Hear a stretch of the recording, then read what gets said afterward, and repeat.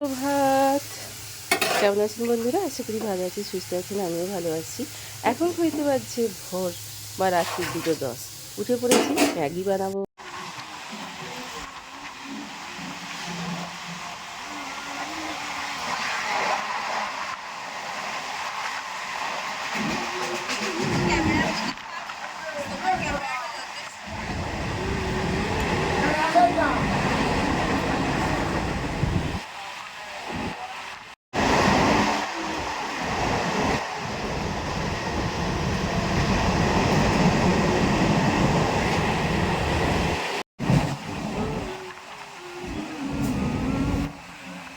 এই ভোর 2টোর সময় উঠেছি, উঠে পড়ে বেরিয়ে পড়লাম মা ভবতারিণী মন্দিরের উদ্দেশ্যে দক্ষিণেশ্বর।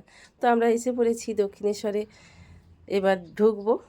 সেইভাবে হেঁটে চলেছি ভবতারিণী মন্দিরে গেট দিয়ে। এবার ভেতরে ঢুকে পড়লাম।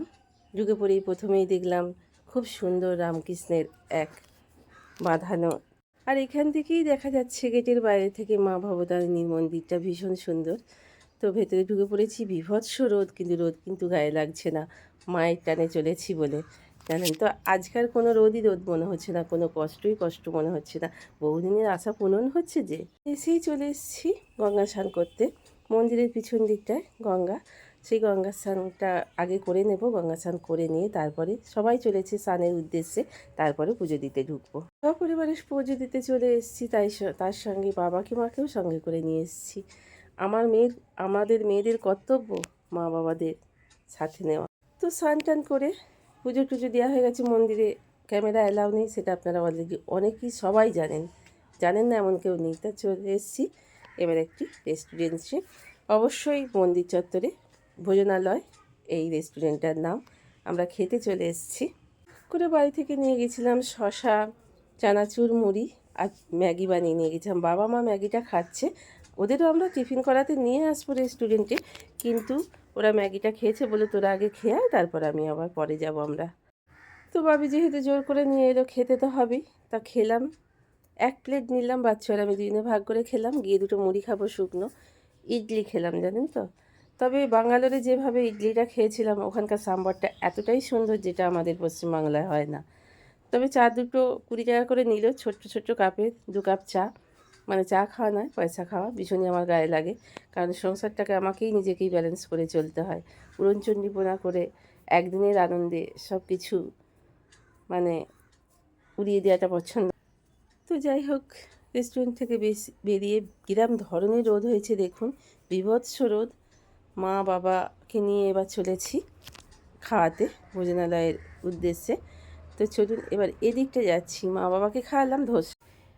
তো এই প্রচণ্ড রোদেতেই, ওই যে বললাম না, কষ্ট কোনোভাবেই অনুভব হচ্ছে না। যত কষ্টই হোক, কষ্টটা কষ্ট বলে মনে হচ্ছে না। এবার আমরা একটু ঘুরে ঘুরে দেখছি প্রচণ্ড রোদেতেই বসে বসে কি করব বলুন তো। তো যাই হোক, সবাই মিলে, মাকেও নিয়ে নিয়েছি, সবাই মিলে হাঁটছি। আর আমি এই দিকটা মানে এসে দেখলাম বিশাল বড় বড় গাছ, আর গাছের চারপাশটা একটা পুকুর। আর পুকুরে বুঝতে পারছেন কিনা আমি বুঝতে পারছি না, কালো কালো যে স্পটগুলো, এগুলো হচ্ছে গোল্ডফিশ।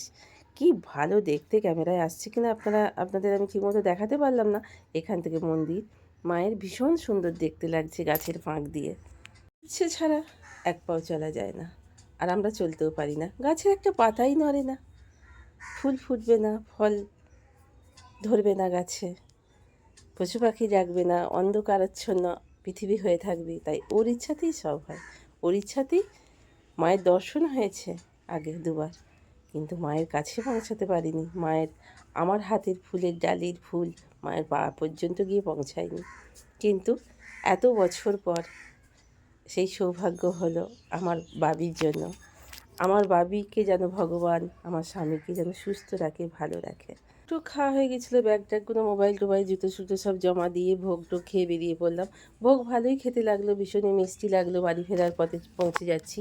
তো ভোগের মধ্যে ছিল, প্রথমেই ছিল মায়ের ভোগ খিচুড়ি, তারপরে আলু ভাজা, তারপরে ভাত, একটা ছাঁচড়া, ডাল, একটা ঘি ভাত দিয়েছিল, পটল আলুর তরকারি, অবশেষে চাটনি আর পায়েস।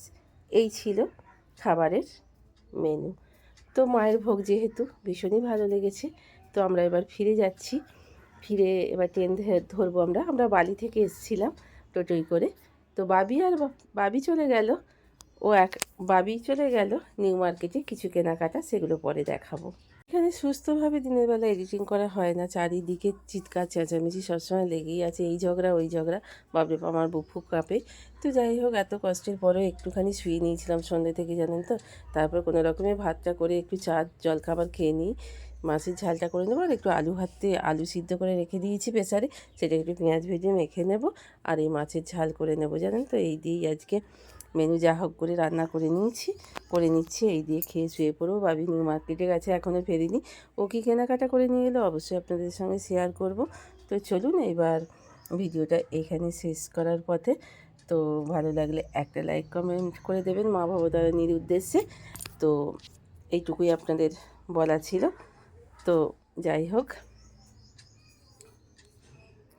তো চলুন এবার রান্নাটা শেষ করে ফেলি। যদি আজকের ভিডিওটা কোথাও এতটুকু ভালো লেগে থাকে, তাহলে একটা লাইক দিয়ে আমাকে বোঝাবেন যে আপনারা আমার পাশে আছেন। তো ভালো থাকবেন, সুস্থ থাকবেন, এইটুকুই বলতে পারি। আর পুজো দিয়েছিলাম, পুজোর এই ডালাগুলো কিনেছিলাম 100 টাকা 50 টাকা হিসাব দিয়ে। তো পুজোর প্রসাদ, মায়ের প্রসাদটা মাকে দিয়ে দিয়েছি, মা নিয়ে চলে গেছে। বাবির কলিগরা সব পুজো দিতে দিয়েছিল, আমাদের প্রসাদ এগুলোই আপনাদের দেখিয়ে দিলাম, এইভাবেই পুজো দিয়েছিলাম।